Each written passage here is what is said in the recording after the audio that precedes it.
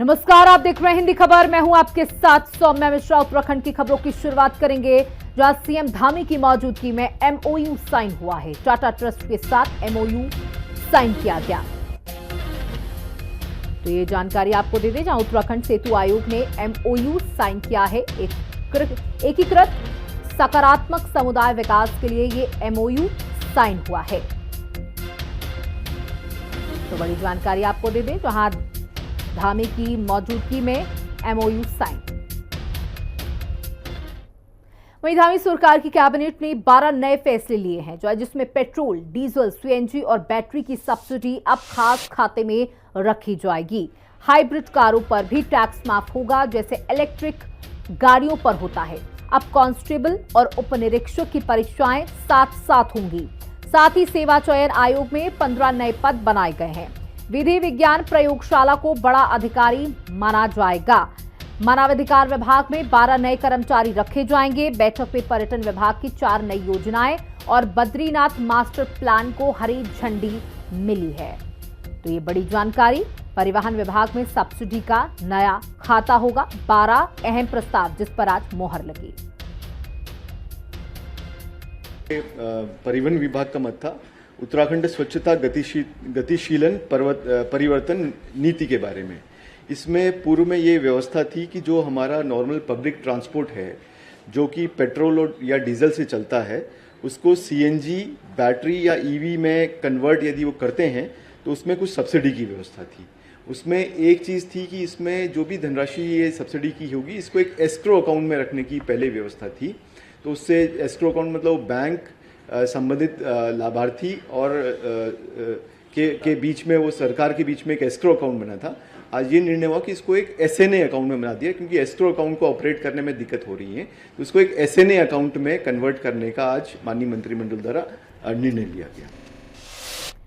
सरकार ने देश की सीमा की रक्षा करते हुए जान देने वाले जवानों के परिवारों को मिलने वाली मदद की रकम बढ़ा दी है।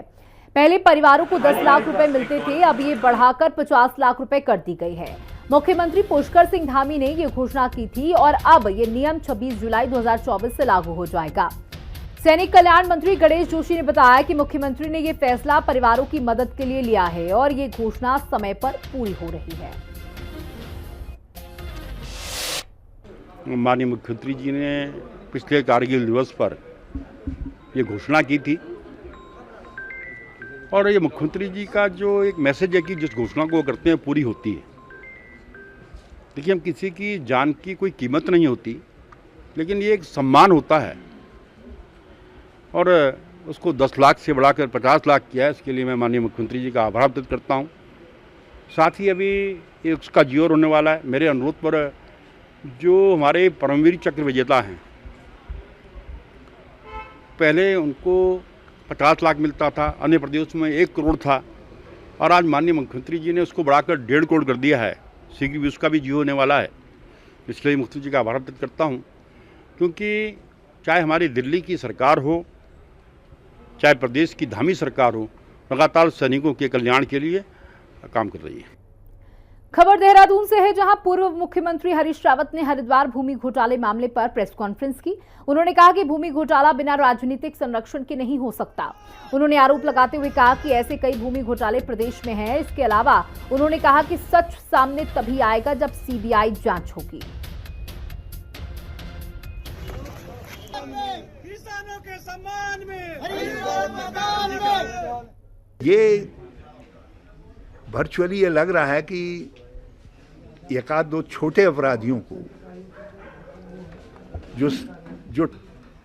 जो सफेद पोश संरक्षित अपराधी थे, उनको बलि चढ़ा करके सरकार सफेद पोश को बचाने की कोशिश कर रही है। क्योंकि मेरा स्पष्ट मानना है, इतना बड़ा अपराध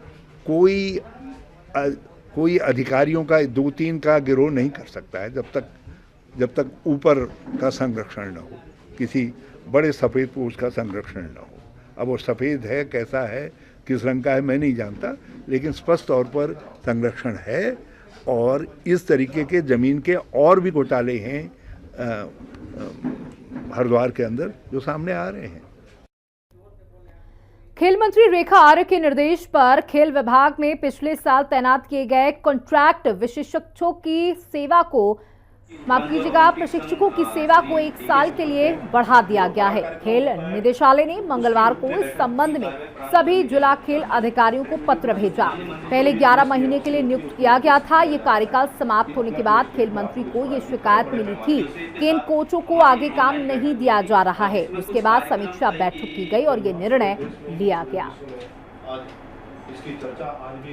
जो निरंतरता है उसके आदेश पुनः कर दिए गए हैं।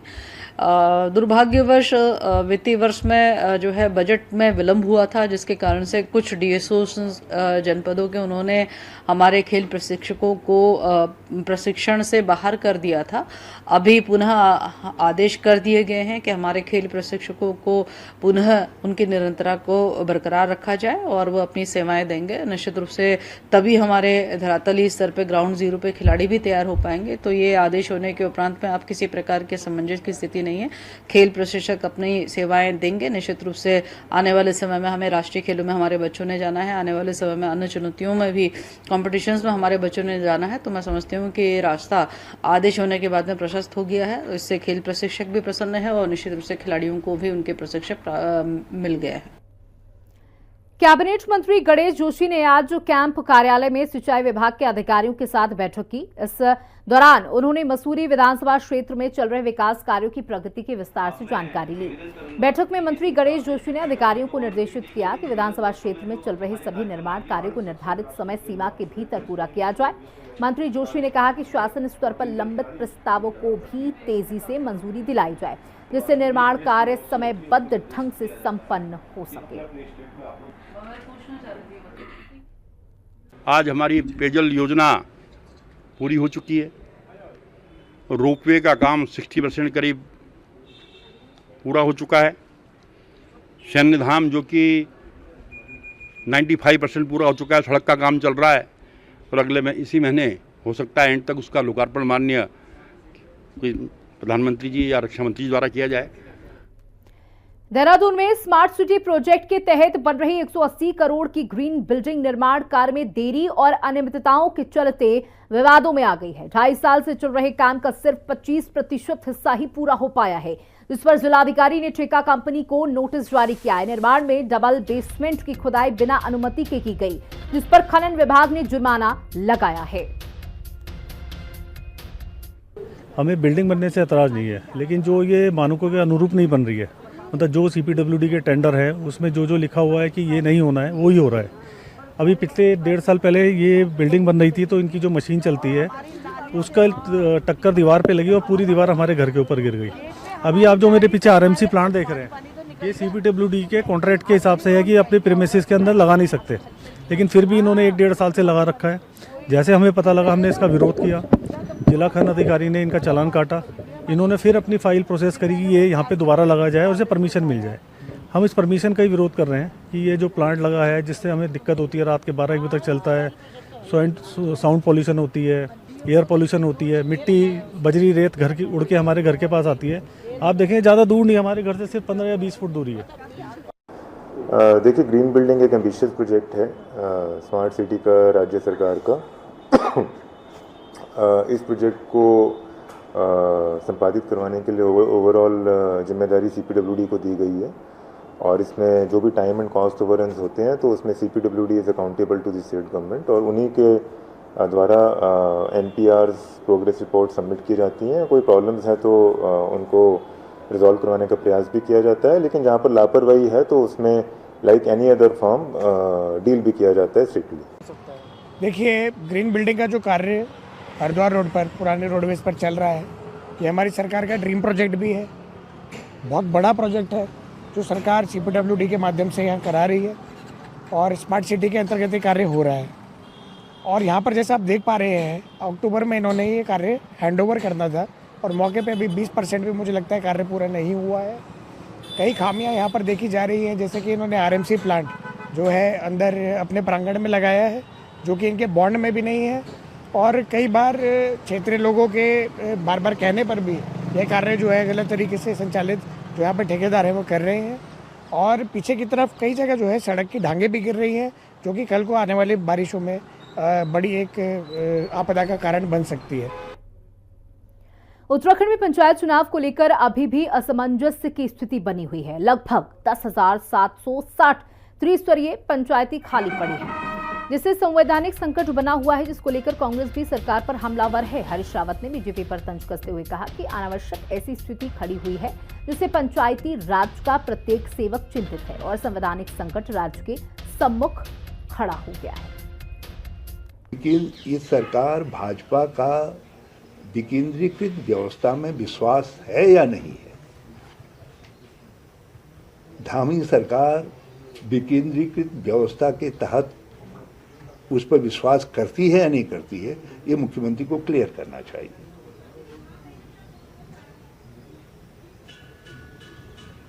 आपने पहले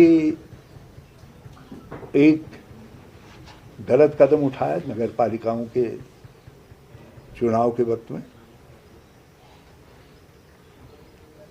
उस समय आप इसलिए बच गए क्योंकि उस संशोधन विधेयक में स्पष्ट तौर पर नहीं उल्लेख है कि एक बार या दो बार वो साइलेंट है, तो इसलिए आपने नगर निगमों, नगर पालिकाओं, नगर पंचायतों में प्रशासक थोपे। उत्तराखंड में समय समय पर मलिन बस्तियों पर खतरा मंडराता रहता है। यही कारण है कि लंबे समय से मलिन बस्ती के लोग मालिकाना हक की मांग कर रहे हैं, जिसे लेकर हरीश रावत अब सरकार पर हमलावर है।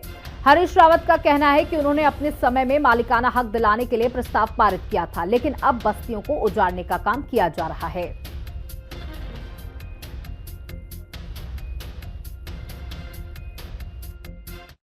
बड़े बड़े लोगों के लिए जमीनों को लुटा रहे हैं और दूसरी तरफ राज्य के विधानसभा द्वारा पारित एक कानून की,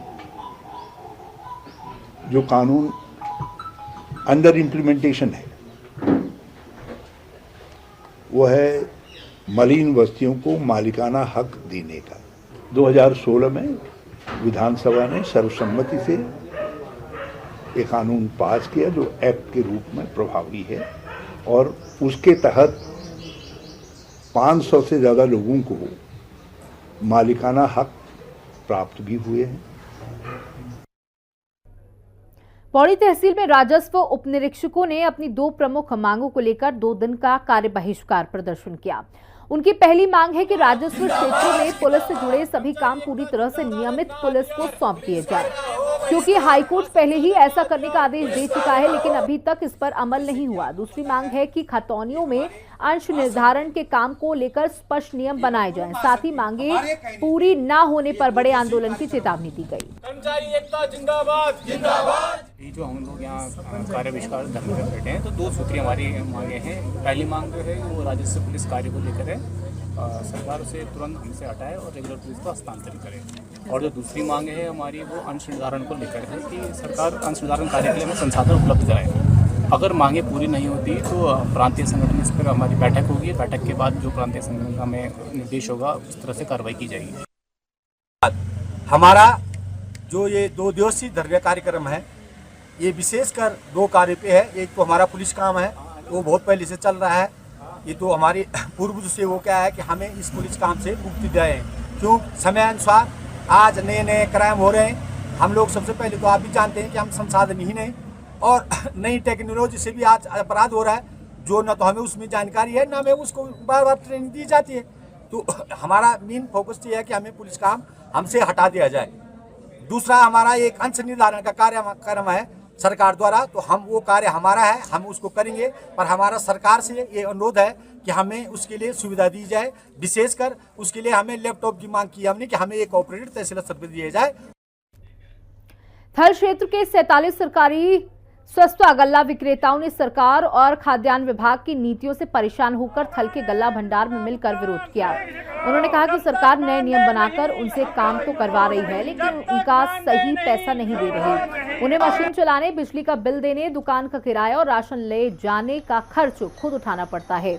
ये सब करने से वो बहुत परेशान हैं, इसलिए उन्होंने मिलकर जिला पूर्ति अधिकारी को इस्तीफा भेजा है और कहा है कि अब वो ये काम करना बंद कर देंगे।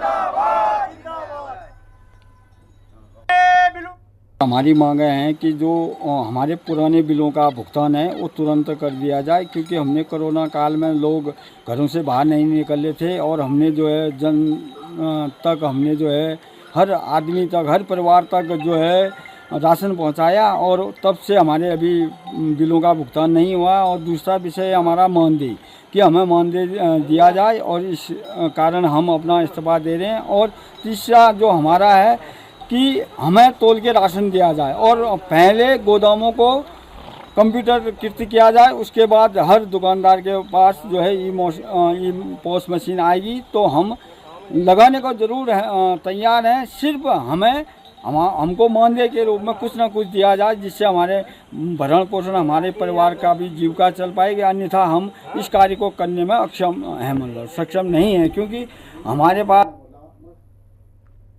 रुड़की में आपको बता दें कि आज तक सोलानी पार्क का जीर्णोद्धार नहीं हो सका।